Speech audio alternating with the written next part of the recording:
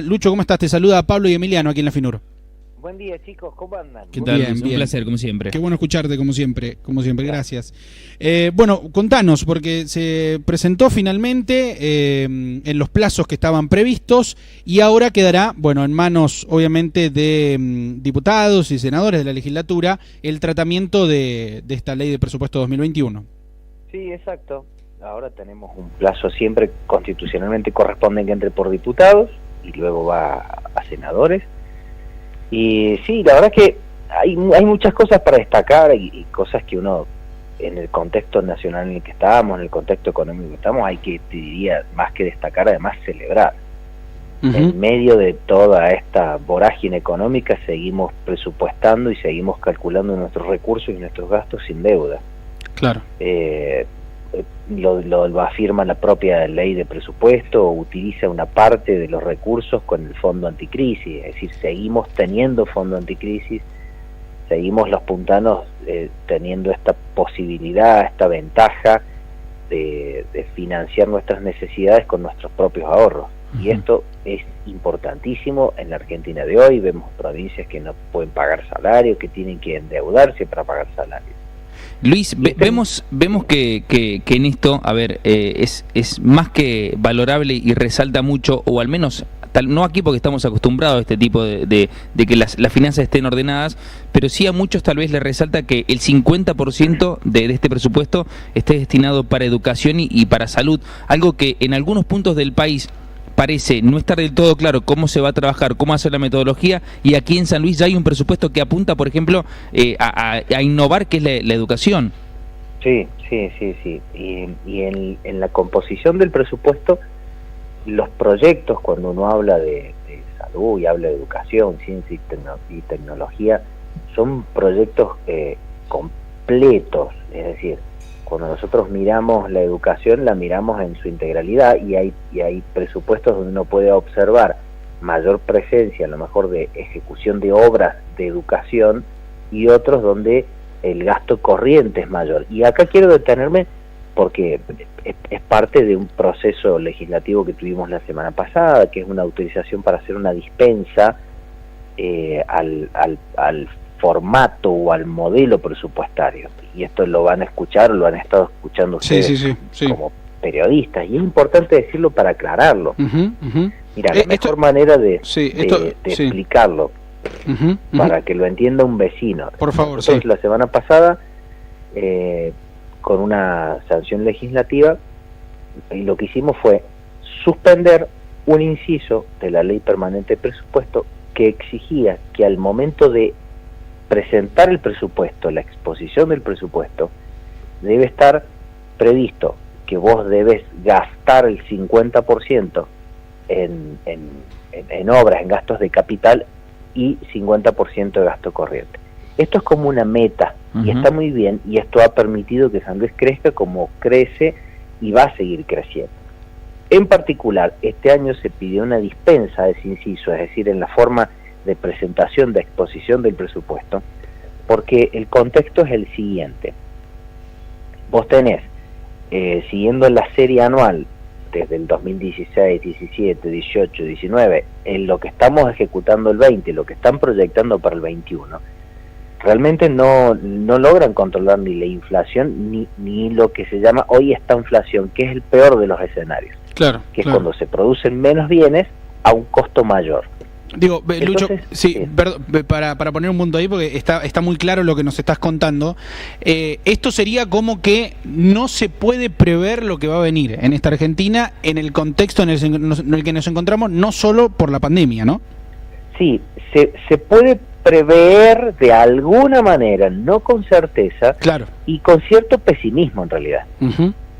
Entonces, el razonamiento que tuvo en la dispensa a esta fórmula fue: bien, entendiendo que varios años hemos presupuestado de un modo que no se ha podido cumplir, producto de variables económicas que son ajenas a la claro, sí, es la economía nacional. Segundo, hemos formulado obras en los años anteriores que ahora hacen falta mantenimiento. Claro. Tercero, en épocas de volatilidad económica, de mucha recesión y de conflictividad económica, vos tenés que, como Estado, mantener el gasto público, sobre todo basado en el salario y en las prioridades esenciales que, por ejemplo, para este año es salud y seguridad, y el año que viene también lo va a hacer, por la conflictividad que tiene esta pandemia. Entonces, la manera también de explicarlo es lo que yo te decía para que lo entienda el vecino. Vos tenés una pequeña despensa y en algún momento tuviste la posibilidad de ampliar la despensa. Dijiste, bueno, la despensa me convierto en carnicería, entonces hice la ampliación del local. Hay un año determinado, supongamos el año pasado, que construiste ese local. Ahora, este año, en vez de construir el local, tenés que mantenerlo el local. Tenés que tener más empleados para mantener esa ampliación que hiciste. Ahora tenés más gasto de energía. Claro. Estoy haciendo esta introducción para calcular lo que significa en los estados cuando durante una serie de años vienen haciendo grandes obras de infraestructura, como la que estamos haciendo ahora, por ejemplo, con el hospital. Sí. El hospital no se hace todos los años, se hace en un periodo, en un plurianual. Este año se termina. Ahora, el año que viene, para brindar ese servicio de salud, hay que incrementar mucho más el gasto corriente. ¿Por qué? Porque necesitaremos más enfermeros, más insumos, más doctores, etcétera, etcétera, etcétera. Entonces, hay años donde vos ajustás la serie de inversiones que venías haciendo, porque hay un año en particular que ahora tenés que empezar a mantener todo lo que hiciste. Claro. Entonces, este año se pidió esta dispensa en particular, teniendo en cuenta estos elementos que te decía: conflictividad económica, un escenario incierto, la necesidad de mantener todo lo que has construido hasta la fecha, que son obras, bueno, hay que mantenerlo, hay que mejorar la situación de salud en términos de personal, dotación de personal, de seguridad. Entonces lo que está planeado es un porcentaje mayor del que años anteriores se venía invirtiendo en gasto corriente, se va a invertir en el 2021. Para eso se pidió esa autorización presupuestaria. Hay que explicarlo bien porque probablemente lo van a escuchar como una discusión, como un elemento nuevo al presupuesto. Se va a plantear como discusión. Resulta que es esto, sí. Lucho, lo que vos marcás y la introducción que hiciste responde la pregunta de al por qué, básicamente, o al menos la que muchos trataron de hacer. Y me quiero quedar un poco con los números, porque el presupuesto de este año, bueno, supera los 77.000 millones. El del año pasado era, si no me equivoco, de poco más de 62.000. Sí. Y además en esto se contempla el famoso fondo anticrisis. Digo, ¿por qué famoso fondo anticrisis? Porque es lo que, entre otras cosas, le ha permitido a la provincia de tener un respaldo para situaciones en las que se ha diferenciado del resto del país. Pagar siempre los sueldos a tiempo, hacer los aumentos de sueldos en base al incremento de la inflación. Y la provincia siempre ha estado a la vanguardia y siempre ha pagado sus sueldos en tiempo y en forma. Totalmente. Y esto hay que extenderlo un poquito más, porque también parece alguna discusión cuando te dicen, bueno, sí, es solo salario, pero el sector privado te está mirando por la ventana. Claro. Hay que explicar, y el sector privado lo sabe, cómo le llega a él el aumento de sueldo del sector público. Decir, pero ¿cómo me llega a mí? Sí, claro, porque te llega por consumo. Y sí. Porque si vos mantenés la fricción del consumo de todos los empleados, trabajadores del Estado, los planes sociales que se vuelcan a la despensa luego le compra el distribuidor luego le compra el fabricante, y así, entonces la riqueza y el poder económico y de consumo, el Estado lo traslada a partir de esto, a partir de mantener el stock de salarios y la capacidad adquisitiva del salario. Esto se traslada directamente al sector privado. Y el dinero de San Luis queda en San Luis, claro. Eso es bueno. Sí, por supuesto. Claro que sí. ¿Crees, Lucho, que esto, está más que claro? Si esta explicación me parece que ha hecho que aquellos que nos están escuchando les quede un poco más claro cómo es el presupuesto 2021 y de la manera que está destinada. ¿Crees que va a tener un tratamiento rápido en diputados? Más allá que tienen un plazo ahora para poder tratarlo.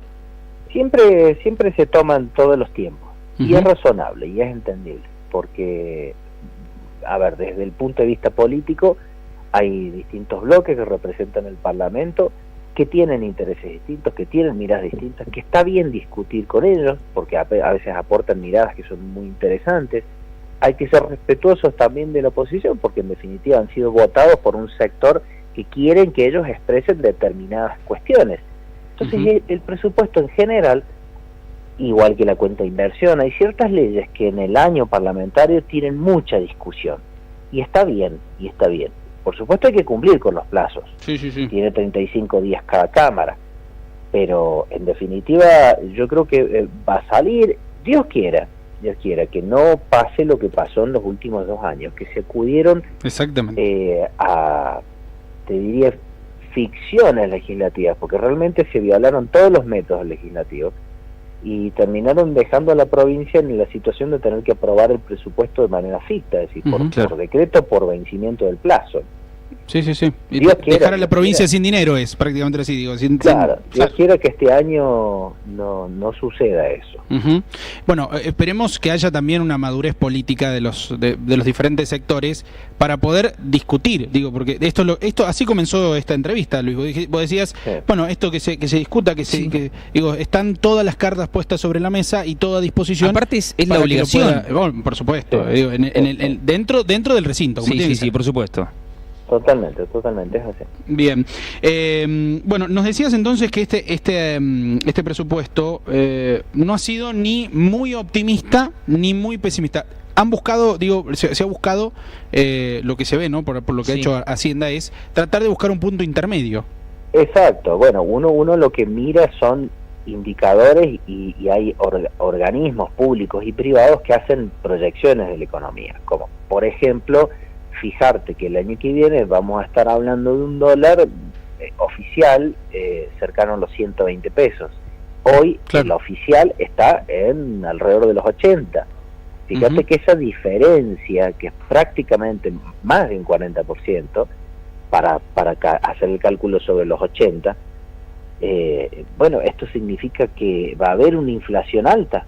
Te lo está diciendo solo un elemento, te está indicando que va a haber una inflación muy alta. Entonces vos tenés que pensar que recién hablamos de la estanflación. Quiere decir que yo produzco menos bienes y servicios, la economía produce menos bienes y servicios, y el Estado recauda a partir de que se producen y venden bienes y servicios.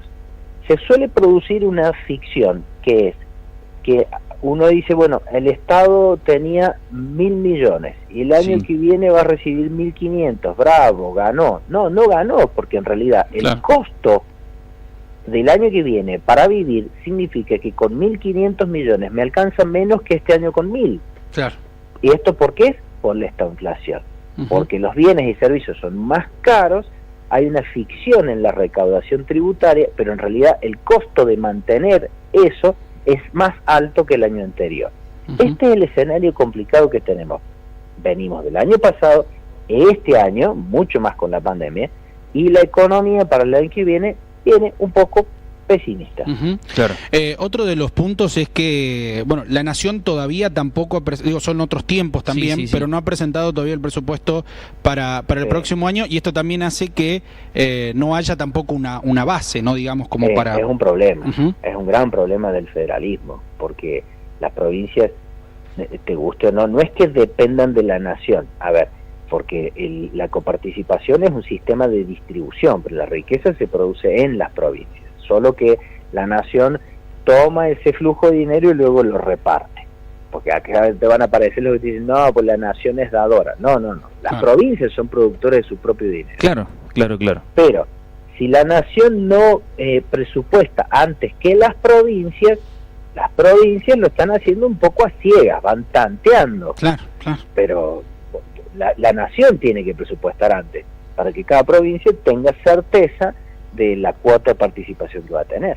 Bueno, esperemos que eso cambie en lo próximo, ¿no? Bueno, esto ya es así. Es cierto. Así algún día esperemos que a Samuel le toque lo que realmente corresponde. Lucho, muchas gracias, como siempre, muy claro, ha sido muy claro. Gracias. Muy buen día. Igualmente, Lucho. Igualmente.